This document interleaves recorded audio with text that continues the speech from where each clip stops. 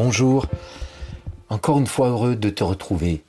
Aujourd'hui, le texte que nous lisons se trouve dans l'Ancien Testament, dans le livre du prophète Ésaïe, au chapitre 43. On lit le verset 2. « Si tu traverses de l'eau, je serai moi-même avec toi, dit le Seigneur. Si tu traverses les fleuves, ils ne te submergeront pas.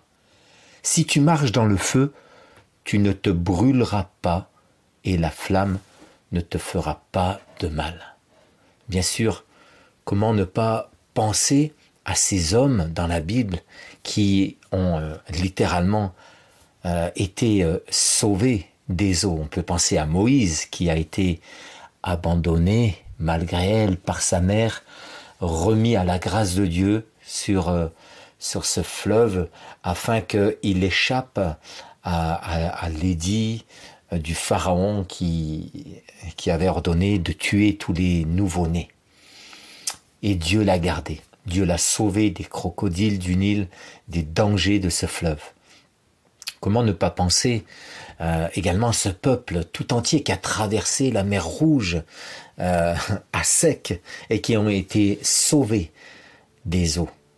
Comment ne pas penser à Shadrach, Meshach et Abednego qui ont été secourus dans les flammes, dans la fournaise, alors que le Seigneur lui-même était avec eux. Évidemment, ce sont des promesses que ces hommes, ces femmes, ce peuple a vécu littéralement. Mais pour nous aujourd'hui, peut-être que ce sont des images, des symboles. Et l'eau représente le symbole de l'impossibilité, l'infranchissable. Quelqu'un disait qu'il vaut mieux avoir affaire à un feu. On peut lutter contre le feu, mais un fleuve qui déborde, comment lutter contre ça? Une mer déchaînée, comment lutter contre elle? C'est beaucoup plus difficile, beaucoup plus compliqué. On est beaucoup plus en danger avec l'eau et ça nous paraît, ça pourrait être des barrières infranchissables. J'aimerais te dire que si c'est ce que tu vis, ce que tu ressens actuellement, ta situation est comme une barrière infranchissable, le Seigneur veut te rassurer. Il est lui-même avec toi. Les fleuves ne te submergeront pas. Tu pourras traverser ce qui te paraît infranchissable aujourd'hui par la puissance de Dieu. Le feu, de son côté, est comme une épreuve qui vient nous purifier. C'est le symbole que nous donne l'apôtre Pierre. On passe par le feu de l'épreuve. On est consumé et ressort uniquement ce qu'il y a de meilleur. Parfois, l'épreuve du feu est indispensable. Elle vient tester notre foi, nous dit la parole de Dieu.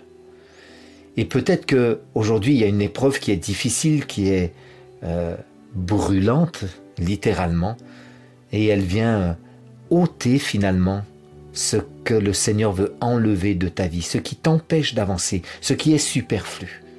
Ça peut être au travers d'une maladie, ça peut être au travers d'une situation économique difficile, la perte d'un emploi, ça peut être dans un combat avec quelqu'un, une tension relationnelle, des difficultés. Ma prière, c'est que ce soit par cette barrière infranchissable de l'eau ou par l'épreuve du feu, tu puisses franchir une nouvelle étape aujourd'hui avec le Seigneur. La promesse reste la même. Rien ne te fera du mal et Dieu est avec toi. Au contraire, arrête-toi et dis « Seigneur, que veux-tu m'apprendre? Sur toi, sur ta puissance, sur ta grandeur, face à ces impossibilités, ces barrières infranchissables? Seigneur, montre-moi la voie, ouvre la voie et donne-moi cette confiance, cette paix que tu es capable de frayer un chemin au milieu de ces eaux déchaînées et infranchissables. Si c'est au travers du feu, fais cette prière et dis « Seigneur, purifie-moi et enlève de ma vie tout ce qui ne te glorifie pas. » En tout cas, quelle que soit la difficulté, sache que cette promesse est pour toi. Dieu est avec toi et il n'y a rien qui peut te séparer de lui. Sois béni, mon ami.